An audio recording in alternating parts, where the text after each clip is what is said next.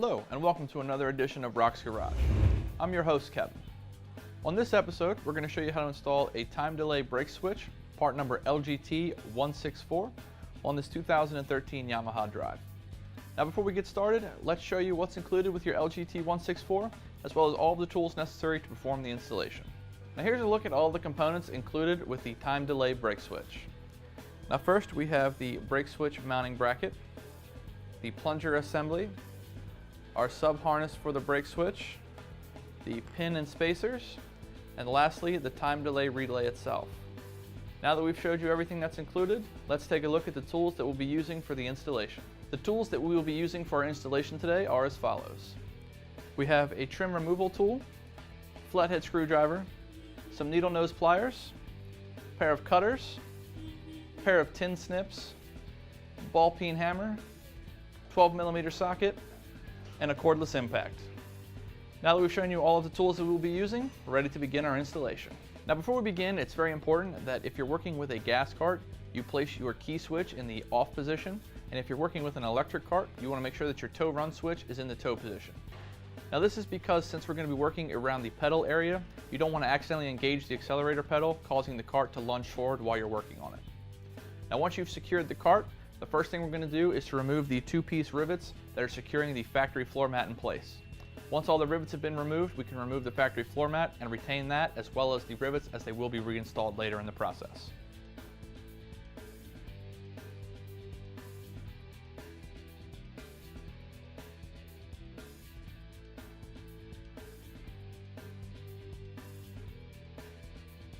The next thing we need to do is to remove the access panel of the pedal group area.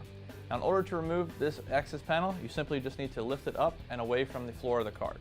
Once removed, it will expose the entire pedal group, allowing us to install our brake switch relay. Now the next thing we're going to do is to install our mounting bracket. Now the mounting bracket should have the notch out facing towards the rear of the cart when properly installed.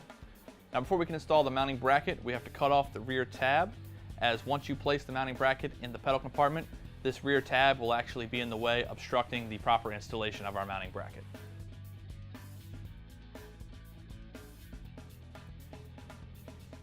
Once you've removed the rear tab from the mounting bracket, we can then install the mounting bracket by removing the two bolts located towards the rear of the pedal compartment. Once removed, we're going to align the holes on our mounting bracket with the holes in the rear of the pedal compartment and reinstall the factory hardware.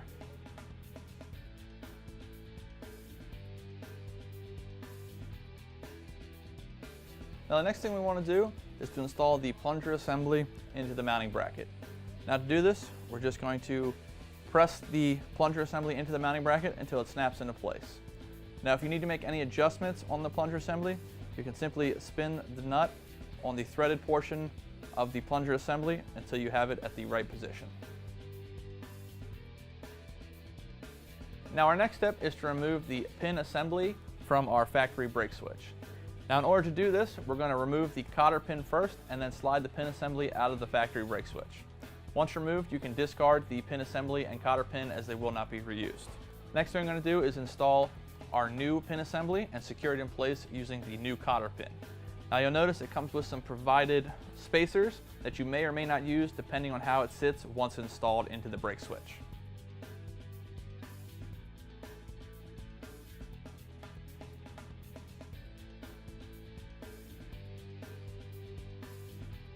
Once you have the pin assembly installed, the next thing you want to do is to attach the spring from the plunger assembly to the pin assembly.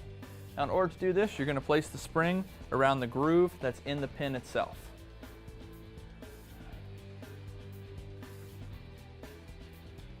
Now once you have the spring attached, the next thing we're going to do is to complete our wiring.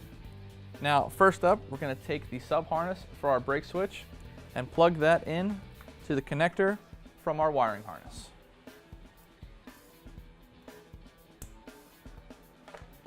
Next, we're going to take the time delay relay and we're going to hook the wires up to our deluxe harness as well as to the wires that are coming off of the plunger assembly. Now it's important to note that when you're running these wires, you want to keep them away from any moving parts. Now our wiring connections are going to go as follows. We want to take the black wire from the time delay relay and connect it to the black wire coming off of our light kit deluxe harness. Next, we're going to take the brown wire from our time delay relay and connect that to the brown wire coming off of our deluxe harness as well.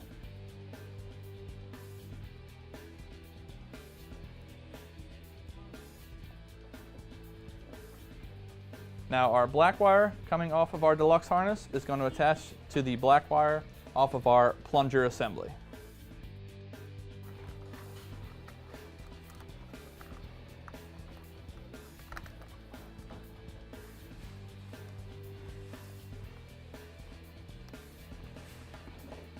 And lastly, the red wire from the time delay relay is going to go to the red wire off of our plunger assembly.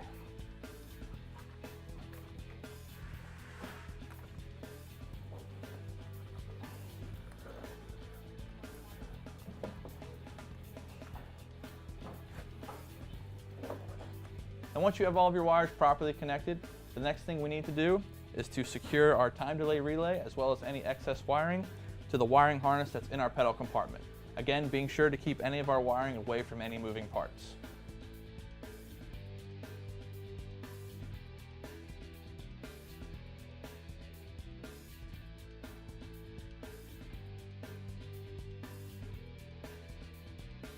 Now before we reinstall our pedal compartment cover, you first want to check and verify that everything is functioning properly. Now first, we want to depress our brake pedal to make sure that our plunger assembly is fully engaging. Once you see that it's engaging, you want to then release the brake pedal to ensure that it also will disengage. Now you also want to verify that your wiring connections are correct by engaging your brake pedal switch and verifying that your brake lights are functioning properly. Once you've done this, we can then reinstall the pedal compartment cover. With our pedal compartment cover now in place, we can reinstall the factory floor mats and then secure it in place using the original two-piece rivets that we removed earlier in the process.